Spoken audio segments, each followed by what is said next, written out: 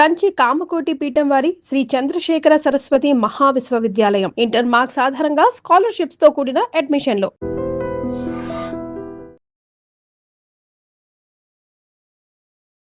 Gita arts నుంచి గాయపడి బయటకు వచ్చారా, గాయపడకుండా బయటకు వచ్చారా? లాభపడ్డ సింహం నేను. నిర్మాత అవ్వాలని వచ్చానా, లేకుంటే రైటర్గా ఏమన్నా అవ్వాలని వచ్చారా? రైటర్ కమ్ డైరెక్టర్ అవుదామని వచ్చాను. ఇటువైపు అడుగులు వేపించిన ఆ క్షణం ఏంటి, ఆ సినిమా ఏంటి, ఆ మూమెంట్ ఏంటి? అసలు మనం ఏం అవుదాం అనుకుంటున్నాం అనేది మనం డిసైడ్ చేయము, మన చుట్టూ ఉన్న సిచ్యువేషన్స్ డిసైడ్ చేయాలి. జేడీ గారు ఆయన ఒప్పించడం చాలా కష్టం, చాలా చూజీగా ఉంటారు ఆయన. 16 సంవత్సరాల నుంచి 15 సంవత్సరాల నుంచి ఆయన ఒక్క ఛాన్స్ కోసం తిరుగుతున్నారు. సో ఇది డేరింగ్ డిసిషన్. చిన్నప్పటి నుంచి చూస్తున్నామండి. గాయపడ్డ సింహంలో సలార్ కానీ వేరే సినిమాలు కానీ స్పూఫ్లు ఉండబోతున్నాయా, ఓన్లీ రెఫరెన్స్లు ఉండబోతున్నాయా? ఒక సర్ఫేస్ లెవెల్లో చేశారు కానీ ఇంత బాగా ఎప్పుడు ఎవరు చేయలేదు. అసలు దీన్ని ఏమంటారు? ఆయన నుంచి కొన్ని ఎక్స్పెక్ట్ చేయని థింగ్స్ అయితే మీరు చూస్తారు. నాకు అర్థం కాని ఒకే ఒక క్యారెక్టర్ ఫరియా గాంధీ. అయితే ఆ సీన్ వచ్చినప్పుడు నాకు చెప్పండి, సరేనా? She is the frame of the story. Hi, welcome to my show.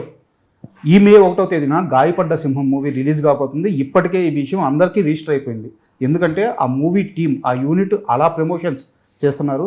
అయితే ఈ నేపథ్యంలో ఈ చిత్ర నిర్మాత భానుకిరణ్ ప్రతాప్ ఈరోజు మనతో ఉన్నారు. ఎలా వచ్చింది, సో ఎంత ధైర్యంగా ఉన్నారు, ఇలాంటి అన్ని విషయాలు తెలుసుకుందాం. హాయ్ సార్, నమస్తే. హలో అండి, నమస్తే అండి. సార్, ఫస్ట్ ఆఫ్ ఆల్ మీకు కంగ్రాట్స్ ఎందుకు చెప్పానంటే, మామూలుగా ఏ సినిమా రిలీజ్ అయ్యే ముందు ప్రమోషన్స్ చాలా కీలకం, బట్ మీరు ప్రమోషన్స్ అదరగొట్టేస్తున్నారు. ప్రతి ఒక్కరికి మూవీ రీచ్ అయిపోయింది. అంటే మీది యంగ్ టీమ్ కావడం వల్ల, యూనిక్గా ప్రమోషన్స్ చేయడం వల్ల చాలా సక్సెస్ అయ్యింది ప్రమోషన్స్. అయితే ఇంటర్వ్యూలోకి వెళ్ళే ముందు నా దగ్గర ఒక పెద్ద క్వశ్చన్ ఉంది. ఆ పెద్ద క్వశ్చన్తో ఇంటర్వ్యూ స్టార్ట్ చేస్తాను. మన సినిమా టైటిల్ గాయపడ్డ సింహం. మీరు గీతా ఆర్ట్స్ నుంచి గాయపడి బయటకు వచ్చారా, గాయపడకుండా బయటకు వచ్చారా? లాభపడి బయటకు వచ్చా. లాభపడ్డ సింహం నేను. లేదండి, I share great relationship with Vasu. I share great relationship with Aravind గారు.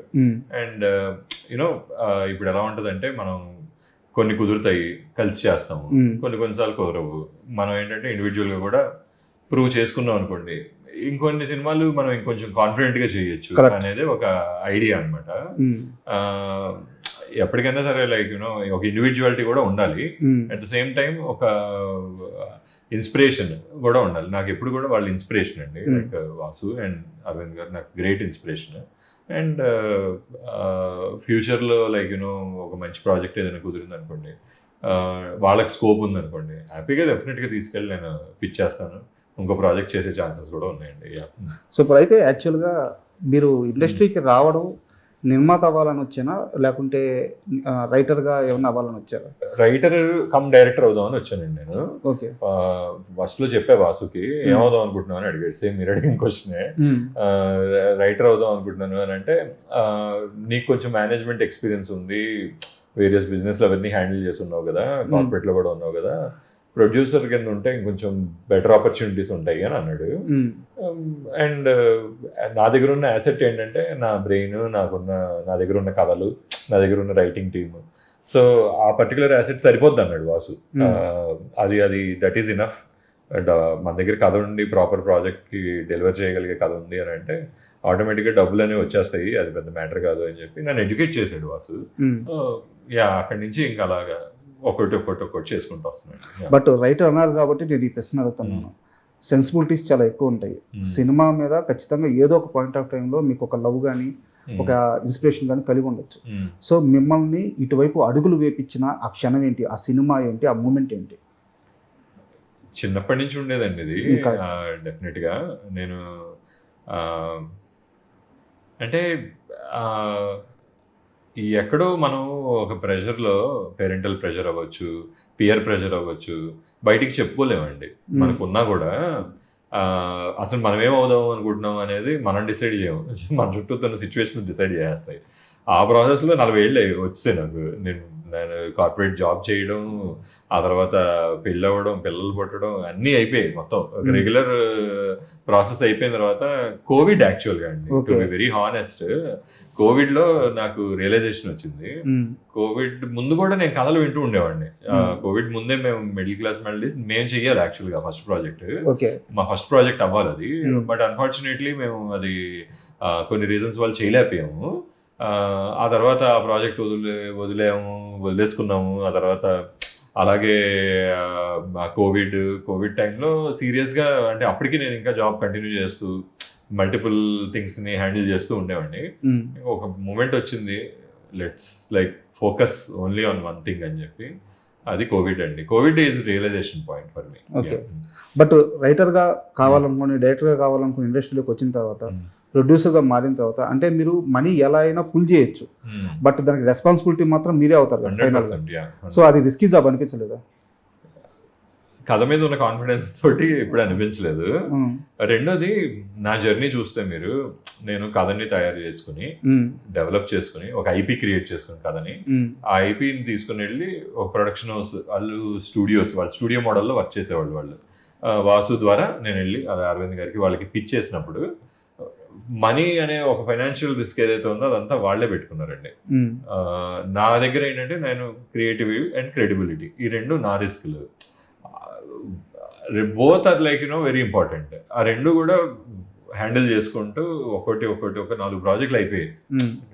చూస్తూనే 4 ప్రాజెక్టులు అయిపోయాయి 2 ఏళ్ళలో 3 ఏళ్ళలో. సో ఒక ఎక్స్పీరియన్స్ గెయిన్ చేసాము. ప్రాజెక్ట్ని ఎలా హ్యాండిల్ చేయాలో తెలిసింది. ఎప్పుడైనా సరే మనకి ఏమీ తెలియకుండా డైరెక్ట్గా వచ్చి దూకేసాం అనుకోండి, స్విమ్మింగ్ తెలియకుండా నీళ్ళలో దూకితే మునిగిపోతాం. కొంత ఏంటంటే మనం లైఫ్ గార్డ్, నాకు లైఫ్ గార్డ్ ఎవరో కాదు, వాసు అనమాట. లైక్ ఆ లైఫ్ గార్డ్తో నేర్చుకుని ఇప్పుడు వచ్చాం కాబట్టి ఇప్పుడు ఫైనాన్షియల్గా రిస్క్ తీసుకునే పొజిషన్లో ఉన్నాం. ఎందుకు అని అంటే we know a bit about our craft. అయితే మీ బ్యాక్గ్రౌండ్ చెప్పండి. మీకు అంటే నాకు చూస్తుంటే నేను ఎందుకు అడుగుతున్నాను అనిపిస్తుంది, చెప్తాను.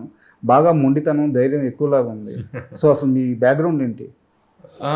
వెరీ మిడిల్ క్లాస్ బ్యాక్గ్రౌండ్ అండి. Father government job and native Bhimavaram. మదర్ది, ఫాదర్ కూడా అక్కడే కోస్టల్ సైడ్ పనిచేశారు, ఓఎన్జీసీలో చేసేవాళ్ళు. అండ్ రెగ్యులర్ పోస్ట్ గ్రాడ్యుయేషన్ చేసాము, కార్పొరేట్స్లో వర్క్ చేసాము. రెగ్యులర్ మిడిల్ క్లాస్ నుంచి అప్పర్ మిడిల్ క్లాస్ సెటప్ అంతే. అంటే ఏమీ లేదు. ఎందుకు అడిగాను మొండితనం, ధైర్యం అని ఎందుకు అడిగానంటే, ఇప్పుడు గాయపడ్డ సినిమా విషయానికి వస్తే జేడీ గారు, ఆయన ఒప్పించడం చాలా కష్టం, చాలా చూజీగా ఉంటారు ఆయన. అది పక్కన పెడితే డైరెక్టర్ 16 సంవత్సరాల నుంచి 15 సంవత్సరాల నుంచి ఆయన ఒక్క ఛాన్స్ కోసం తిరుగుతున్నారు. సో ఇది డేరింగ్ డిసిషన్. అండ్ ఇంకోటి, నేనంటే ఇలా అనొచ్చోలేదో నాకు తెలియదు కానీ, తరుణ్ భాస్కర్ గారిని చాలా మంది యాక్సెప్ట్ చేశారు హీరోగా. వారి యాక్టింగ్ అంటే చాలా యూనిక్, ఇష్టం. బట్ కమర్షియల్గా లాస్ట్ ఎక్స్పీరియన్స్లో అంత గుడ్గా లేవు. సో అండ్ వీటన్నిటికీ మించి సబ్జెక్టు చాలా యూనిక్ పాయింట్, ఇప్పుడు దాకా టచ్ పాయింట్. సో ఇంత యూనిక్నెస్తో, ఇంత న్యూ పాయింట్స్తో మీరు ఇన్వెస్ట్ చేసి దిగుతున్నప్పుడు ఒక మొండిధైర్యం అయితే కావాలి కదా. చిన్నప్పటి నుంచి చూస్తున్నామండి, పడి ఉన్నాము. అంటే అలా మొండితనం ఉండడం వల్లే అట్లీస్ట్ ఇలా వచ్చి నేను మీతో కూర్చొని మాట్లాడగలుగుతున్నాను అనేది నాకున్న స్ట్రాంగ్ గట్ ఫీల్. అండ్ మనం మొండిగా ఉన్నాము అని అంటే, అది మొండితనం ఈజ్ నథింగ్ బట్ మేనిఫెస్టేషన్ నా దృష్టిలో. ఆ మేనిఫెస్టేషన్ ఆటోమేటిక్ గా టర్న్ అవుట్ అవుతుంది.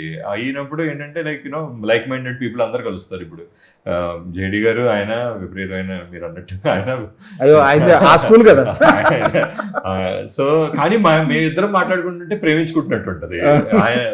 చాలా తక్కువ ఇంటరాక్షన్ అయినా కూడా మేము ఇద్దరం అలా కూర్చుని మాట్లాడుకుంటుంటే ఎప్పటి నుంచో తెలుసు మా ఇద్దరికి, ఎప్పటి నుంచో ఉన్న ఒక బాండ్ లాగా అనిపిస్తుంది. అలాగే నాకు పవన్కి ఉన్న, పవన్ పిచ్చి మొండోడు, మామూలు మొండోడు కాదు అసలు. అందరు మొండోళ్ళు అవడం వల్ల సేమ్ బర్డ్స్ అన్ని లైక్ ఒకే చెట్టు మీద ఉన్నట్టు అందరం కలిసి ఒకటే. మా కళ్యాణ్ మొండోడే, అందరం కష్టపడి ఈ స్టేజ్కి వచ్చిన వాళ్ళు. బట్ నాకు ఒక మూమెంట్ చెప్పండి. అంటే నేను ఇంతకు ముందర క్వశ్చన్, ఒక దర్శకుడు 15 ఏళ్ళ నుంచి ట్రై చేస్తున్నప్పుడు, 16 ఏళ్ళ నుంచి ట్రై చేస్తున్నప్పుడు ఒక మీటింగ్ మీతో జరిగింది. సో ఏం అబ్జర్వ్ చేశారు తనలో, ఏం అబ్జర్వ్ చేసి ఈ డిసిషన్ తీసుకున్నారు? నేను ఇతన్ని డెబ్యూట్ చేయించబోతున్నాను. ఆ డిసిషన్ రావడానికి ఎంత టైం పట్టింది, ఏం అబ్జర్వ్ చేశారు? అంటే to be very honest, Kashyap 16 ఏళ్ళు వెయిట్ చేశాడు అన్న విషయం నాకు తెలియదు అసలు. మనోడిని ఓకే చేసినప్పుడు యాక్చువల్గా నాకు పవన్ ఫస్ట్ కథ చెప్పాడండి.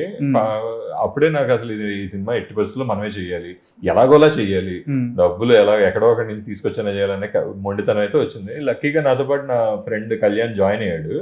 మేమిద్దరం కలిసి సప్తాస్వం స్టార్ట్ చేసాం అనమాట. ఈ project was suppose to be the first film in Saptaswam. అయితే కశ్యప్ లో నచ్చింది ఏంటంటే విట్. తను విపరీతమైన వెటకారం ఒక క్యారెక్టర్ లో ఉంది తనకి. అది ఖచ్చితంగా స్క్రిప్ట్ వస్తుంది అనే నమ్మకంతో తనకు ఒక వెర్షన్ రాయమని చెప్పాము. తను వచ్చాడు, రాశాడు, చెప్పాడు. 100% నేను ఏదైతే ఎక్స్పెక్ట్ చేశానో అది ఉందండి ఆన్ పేపర్. ఓకే, నమ్మేశారు ఇంకంతే. అయితే సినిమాకి సంబంధించిన ఇంకో ప్రశ్న, యాక్చువల్గా ఈరోజు ఉదయం నుంచి చాలా వైరల్ అవుతుంది. గాయపడ్డ సింహంలో సలార్ కానీ వేరే సినిమాలు కానీ స్పూఫ్లు ఉండబోతున్నాయా, ఓన్లీ రెఫరెన్స్లు ఉండబోతున్నాయా? అంటే ఒకటండి, ఇది మంచి క్వశ్చన్. ఈ కథ విన్నప్పుడు కథలా విన్నాం. ఇప్పుడు దీనికి ట్రీట్మెంట్ చేసి స్క్రీన్ ప్లే రాయాలి కదా. సో కశ్యప్ స్క్రీన్ ప్లే చేసి రాసి తీసుకొచ్చి చెప్పాడు అనమాట. చెప్తుంటే చాలా కొత్తగా అనిపించింది నాకు. కథ చెప్పే విధానంలో అతను వేరియస్ ఫిలిం రెఫరెన్సెస్ ని పెట్టుకుంటూ కథని ముందుకు నడిపిస్తున్నాడు అనమాట. నెరేటివ్ టూల్ కింద వాడుకున్నాడు ఫిలిం రెఫరెన్సెస్ ని. చాలా కొత్తగా అనిపించింది. ఇలా ఎప్పుడు అంటే లైక్ ఒక సర్ఫేస్ లెవెల్లో చేశారు కానీ ఇంత బాగా ఎప్పుడు ఎవరు చేయలేదు. అసలు దీన్ని ఏమంటారు, ఈ టైప్ ఆఫ్ నెరేటివ్ అంటే ఇప్పుడు ఫర్ ఎగ్జాంపుల్ నెరేటివ్ టెక్నిక్స్ ఉంటాయి, నాన్ లీనియర్ నెరేటివ్ టెక్నిక్ అని, లేదంటే ఒక్కొక్కరికి ఒక్కొక్క స్టైల్ ఉంటుంది, డిఫరెంట్ నెరేటివ్ టెక్నిక్స్ ఉంటాయి కదా. అసలు ఈ నెరేటివ్ టెక్నిక్ ఏమంటారు, అసలు ఇది ఏం జానర్లోకి వస్తుంది ఏంటి? కొంతమంది సింబాలిజంతో చెప్తారు, కొంతమంది మెటఫర్స్తో చెప్తారు, ఇలాగా ఉంటాయి కదా. నేను వెనక్కి వెళ్ళి అసలు కూర్చుని ఇది కొంచెం రీసెర్చ్ చేస్తే నాకు అర్థమైంది ఏంటంటే, మామూలుగా ఇప్పుడు సబ్ టెక్స్ట్ అనేది కూడా ఉంటుంది. సబ్ టెక్స్ట్లో మనం కథ చెప్తాం. రైటింగ్లో బ్యాక్ డ్రాప్లో ఏంటంటే ఇండైరెక్ట్గా కథ చెప్పే ఎలిమెంట్స్ని వాడతాం అనమాట. దాన్ని సబ్ టెక్స్ట్ అంటారు. ఇది ఇంటర్టెక్చువాలిటీ అని అంటారు దీన్ని. ఇది హాలీవుడ్లో చాలా ఒక యూజ్డ్ టెక్నిక్ అనమాట కథను చెప్పే విధానంలో.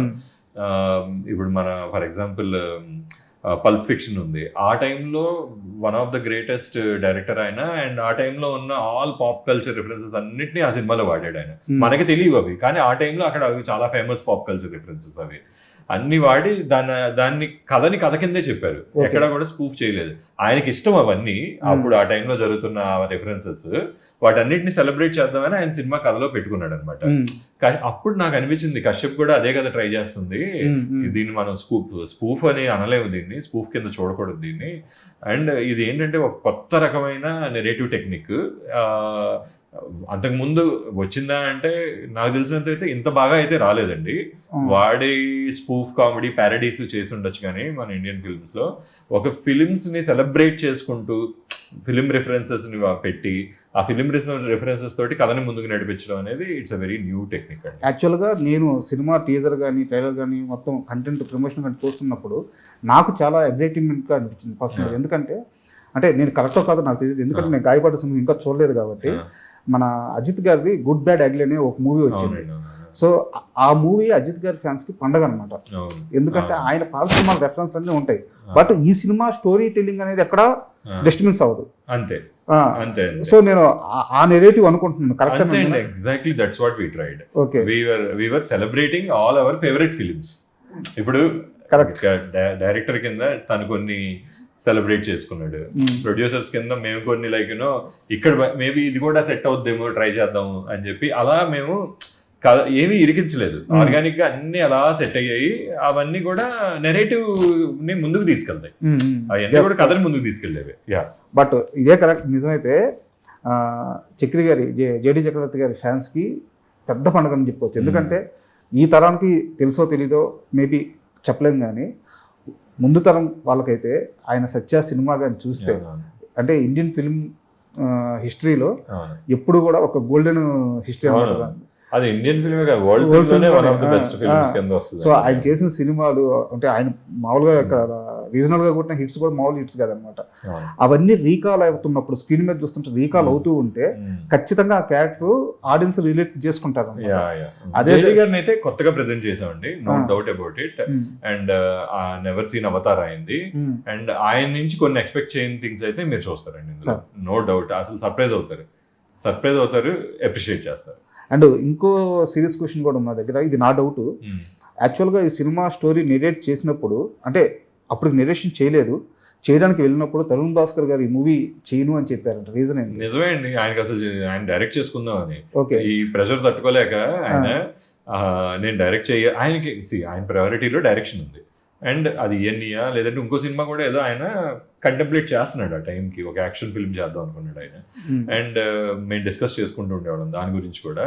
But when we asked him to direct this, act in this film, ఆయన నాకు డైరెక్షన్ నా ప్రయారిటీ అండి, ఇప్పుడు అసలు యాక్టింగ్ నా వల్ల కాదండి, నేను పెట్టుకోనండి అని అన్నాడు ఆయన.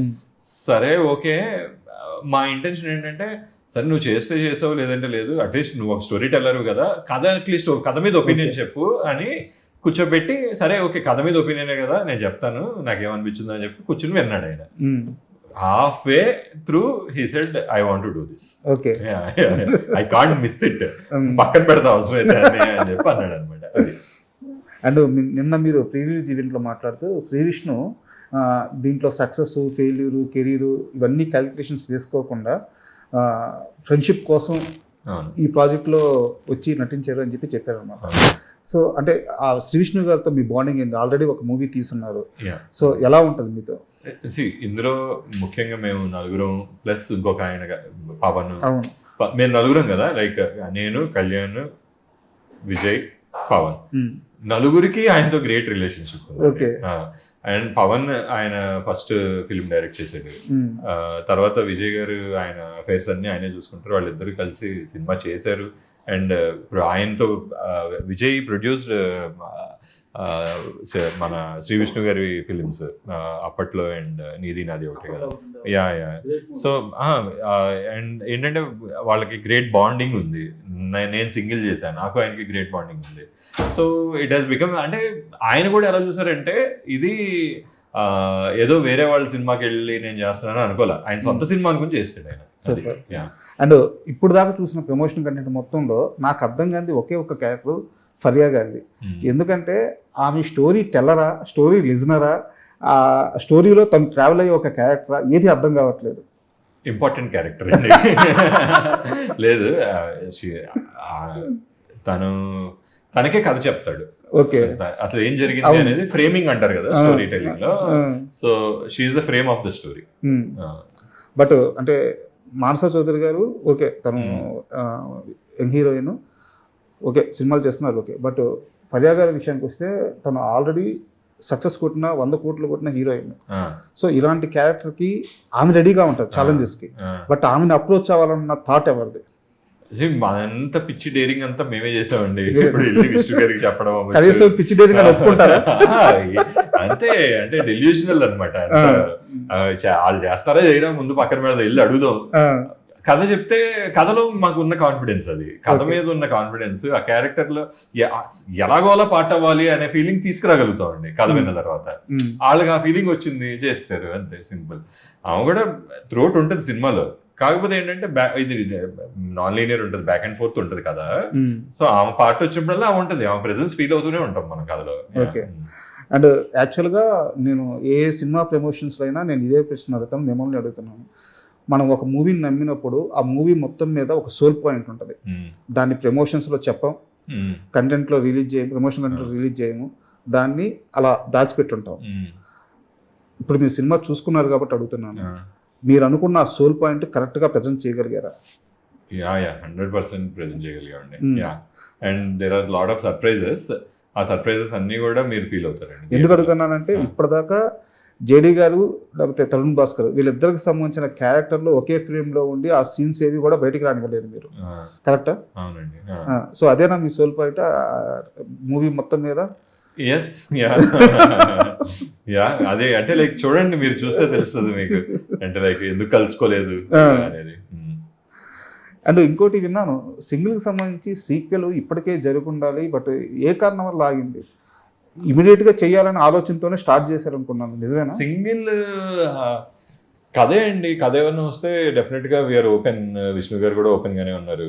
ఒక కథ పాయింట్ అయితే ఉంది నా దగ్గర, అది నేను విష్ణు గారితో కూడా ఒకసారి డిస్కస్ చేశాను, బాగుంది అని అన్నారు. డెవలప్ చేయాలండి, టైం ఉంటే కూర్చొని డెవలప్ చేయాలి. ఇప్పుడు ఏంటంటే మా ప్రయారిటీ గాయపడ్డ సింహం అయిపోయింది.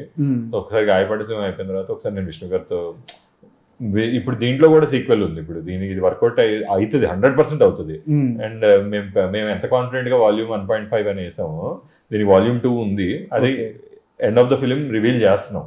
అండ్ అందులో అగైన్ లైక్ యూనో దాని మీద ఎఫర్ట్స్ పెట్టాలి. టైం అది కుదిరితే డెఫినెట్ గా అది సింగిల్ కి ఎక్స్టెన్షన్ ఏంటనేది డెఫినెట్ గా ఒకసారి డిస్కస్ చేస్తామండి. అది విష్ణు గారితో. మనకు ఒక ఇంపార్టెంట్ క్వశ్చన్, యాక్చువల్గా స్క్రిప్ట్ మీద అవగాహన ఉన్న నిర్మాత మీరు, ఇది చాలా యూనిక్ క్వాలిటీ, చాలా ఇంపార్టెంట్ క్వాలిటీ నిర్మాతకి. అయితే ఒక అప్కమింగ్ డైరెక్టర్స్ లేదా కొత్త కుర్రాళ్ళు, మంచి కథలు ఉంటాయి, ప్లాట్ఫామ్ ఉండదు, ఎలా రీచ్ అవ్వాలో తెలియదు. సో మిమ్మల్ని రీచ్ అవ్వాలంటే ప్రాసెస్ ఏంటి? ఈజీ అండి. నాకు like you know people well like email చేస్తారు నాకు, కొంతమంది డైరెక్ట్ గా నా నెంబర్ ఉంటది, వాళ్ళు వాట్సాప్ చేస్తారు నాకు, కొన్నిసార్లు ఇన్స్టాగ్రామ్ లో నాకు మెసేజ్ చేస్తారు, ఏదో రకంగా రీచ్ అవుతారు. ఐఎమ్ ఆల్వేస్ యాక్సెసిబుల్ అండి, ఇక్కడే ఉంటా, ఆఫీస్ లో ఉంటాను. సో యా వింటూ ఉంటాం. మాకు టీం కూడా ఉంది కింద, ఒక టీమ్, ఆ టీం కూడా కథలు వింటూ ఉంటుంది. యా యాజ్ ఆఫ్ నో ఉంది, కంటెంట్ అయితే మా దగ్గర ఉంది. నెక్స్ట్ 2-3 years సరిపడక ప్రాజెక్ట్స్ ఉన్నాయి లైన్అప్ లో. మంచి ప్రాజెక్ట్ ఏదైనా వచ్చింది అని అంటే డెఫినెట్ గా టేక్ ఇట్ అండి. అండ్ ప్రతి మేకర్ కూడా ఒక గోల్ అనేది ఒకటి ఉంటుంది, ఇలాంటి సినిమా తీయాలి, ఇలాంటి స్పాన్ లో తీయాలి, ఇలాంటి స్టార్ తో తీయాలి అని చెప్పేసి. మీకున్న గోల్ ఏంటి ఆ విషయం? నా గోల్ అండి డ్రీమ్ ప్రాజెక్ట్ అనుకోవచ్చు. విశ్వనాథ్ గారిని మిస్ అవుతున్నానండి నేను. అలాంటి సినిమా ఏదైనా మంచి డ్రామా చేయాలి అనేది. యాక్చువల్గా ఇంటర్వ్యూకి వచ్చినప్పుడు మీకు ఒక ఎగ్జాంపుల్ చెప్దాం అనుకున్నాను. పూర్ణోదయ బ్యానర్స్ ఏడిది నాగేశ్వరరావు గారు సినిమా తీయమని వెళ్ళిన తర్వాత ఆయనకి 4 పేజీల్లో గీతలుగా 4 లైన్లు రాసిచ్చారంట, శంకరాభరణం కథ. ఈయనకు టేస్ట్ ఉంది కాబట్టి, దాని వాల్యూ అర్థమైంది కాబట్టి శంకరాభరణం వచ్చింది. లేకుంటే ఈయన వద్దంటే ఆయన ఆగిపోవడానికి రెడీగా ఉన్నాడు డైరెక్టర్. ఆయన తప్పించి ఇంకెవరు తీస్తారంటే నమ్మకం లేదు ఆ రోజుల్లో కదా. సో ఎందుకు అడిగానంటే, నిర్మాతకి కంటెంట్ మీద టేస్ట్ ఉండడం అంటే నిజంగా అద్భుతాలు వస్తాయి. సో మీరు ఆ పాత్రలో ఉన్నారు, ఖచ్చితంగా మీరు సక్సెస్ అవుతారు. ఎందుకంటే ఆల్రెడీ నాకు సక్సెస్ వైపులు కనిపిస్తున్నాయి, మీకు జడ్జిమెంట్ ఉంది. సో మరికొన్ని గంటల్లో అందరం కలిసి సినిమా చూడబోతున్నాము. సినిమా సక్సెస్ అయినాక మరో మంచి ఇంటర్వ్యూలో కూర్చుందాం. హ్యాపీగా కూర్చుందాం. Thank you so much. And for more videos, Hi guys, this is Riddhi Kumar here. Please subscribe to iDream channel. Subscribe to iDream Media. Please subscribe to iDream. Please subscribe to iDream. Please subscribe iDream. And please subscribe to iDream. For more videos, subscribe to iDream. please like, share and subscribe to the channel. Congratulations, iDream. Subscribe to iDream. Subscribe to iDream. So subscribe to iDream Media. iDream ki iDream team andarki huge congratulations. Please subscribe iDream Media. Please subscribe to iDream. Subscribe iDream. Please subscribe to iDream. iDream అంటే నా కళల ఛానల్ను subscribe చేసుకున్న నోరు తిరుగుతలేదు, మీరైతే గంట గుర్తు కొట్టండి. For more such videos, please subscribe to iDream. Subscribe to iDream. Please subscribe to iDream. Please subscribe iDream Media. Please do subscribe to iDream. Please subscribe to iDream Media. For best entertainment and information, please subscribe iDream. And don't forget to subscribe to iDream.